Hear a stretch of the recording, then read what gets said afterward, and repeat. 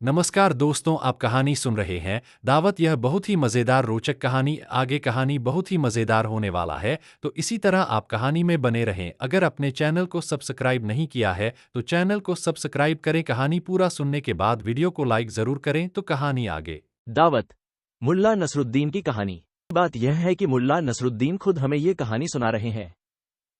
एक दिन ऐसा हुआ कि किसी ने किसी से कुछ कहा, उसने किसी और से कुछ कहा और इसी कुछ के चक्कर में ऐसा कुछ हो गया कि सब और यह बात फैल गई कि मैं बहुत खास आदमी हूँ। जब बात हद से भी ज्यादा फैल गई तो मुझे पास के शहर में एक दावत में खास मेहमान के तौर पर बुलाया गया। मुझे तो दावत का न्योता पाकर बड़ी हैरत हुई। खैर, खाने पीने के मामले में मैं कोई तकल्लुफ नहीं रखता, इसीलिए तय समय पर मैं दावत खाने पहुंच गया।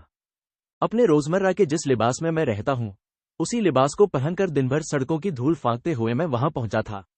मुझे रास्ते में रोककर कहीं पर थोड़ा साफ सुथरा हो लेना चाहिए था, लेकिन मैंने उसे तवज्जो नहीं दी। जब मैं वहां पहुंचा तो दरबान ने मुझे भीतर आने से मना कर दिया। लेकिन मैं तो नसरुद्दीन हूं, मैं दावत का खास मेहमान हूं। वो तो मैं देख ही रहा हूं, दरबान हंसते हुए बोला। वह मेरी तरफ झुका और धीरे से बोला, और मैं खलीफा हूं। ये सुनकर उसके बाकी दरबान दोस्त जोरों से हंस पड़े। फिर वे बोले, दफा हो जाओ बड़े मियां, और यहां दोबारा मत आना। कुछ सोचकर मैं वहां से चल दिया। दावत खाना शहर के चौराहे पर था और उससे थोड़ी दूरी पर मेरे एक दोस्त का घर था। मैं अपने दोस्त के घर गया। नसरुद्दीन, तुम यहाँ? दोस्त ने मुझे गले से लगाया और हमने साथ बैठकर इस मुलाकात के लिए अल्लाह का शुक्र अदा किया। फिर मैं काम की बात पर आ गया। तुम्हें वो लाल कढ़ाईदार शेरवानी याद है जो तुम मुझे पिछले साल तोहफे में देना चाहते थे? मैंने दोस्त से पूछा। बेशक, वह अभी भी अलमारी में टंगी हुई तुम्हारा इंतजार कर रही है। तुम्हें वह चाहिए? हाँ, मैं तुम्हारा एहसानमंद हूं, लेकिन क्या तुम उसे कभी मुझसे वापस मांगोगे? मैंने पूछा।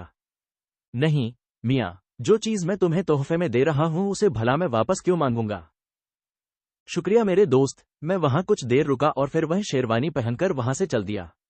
शेरवानी में किया हुआ सोने का बारीक काम और शानदार कढ़ाई देखते ही बनती थी। उसके बटन हाथी दांत के थे और बेल्ट उम्दा चमड़े की। उसे पहनने के बाद मैं खानदानी आदमी लगने लगा था। दरबानों ने मुझे देखकर सलाम किया और बाइज्जत से मुझे दावत खाने ले गए। दस्तरखान बिछा हुआ था और तरह तरह के लजीज पकवान अपनी खुशबू फैला रहे थे और बड़े बड़े ओहदे वाले लोग मेरे लिए ही खड़े हुए इंतजार कर रहे थे। किसी ने मुझे खास मेहमान के लिए लगाई गई कुर्सी पर बैठने को कहा। लोग फुसफुसा रहे थे, सबसे बड़े आलिम मुल्ला नसरुद्दीन यही है। मैं बैठा और सारे लोग मेरे बैठने के बाद ही खाने के लिए बैठे। वे सब मेरी ओर देख रहे थे कि मैं अब क्या करूंगा।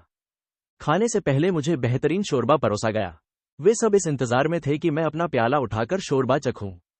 मैं शोरबा का प्याला हाथ में लेकर खड़ा हो गया और फिर एक रस्म के माफिक मैंने शोरबा अपनी शेरवानी पर हर तरफ उड़ेल दिया। वे सब तो सन्न रह गए, किसी का मुंह खुला रह गया तो किसी की सांस ही थम गई। फिर वे बोले, आपने ये क्या किया? हजरत, आपकी तबीयत तो ठीक है? मैंने चुपचाप उनकी बातें सुनी। उन्होंने जब बोलना बंद कर दिया तो मैंने अपनी शेरवानी से कहा, मेरी प्यारी शेरवानी, मुझे उम्मीद है कि तुम्हें ये लजीज शोरबा बहुत अच्छा लगा होगा। अब यह बात साबित हो गई है कि यहाँ दावत पर तुम्हें ही बुलाया गया था, मुझे नहीं। कहानी समाप्त हुई। धन्यवाद।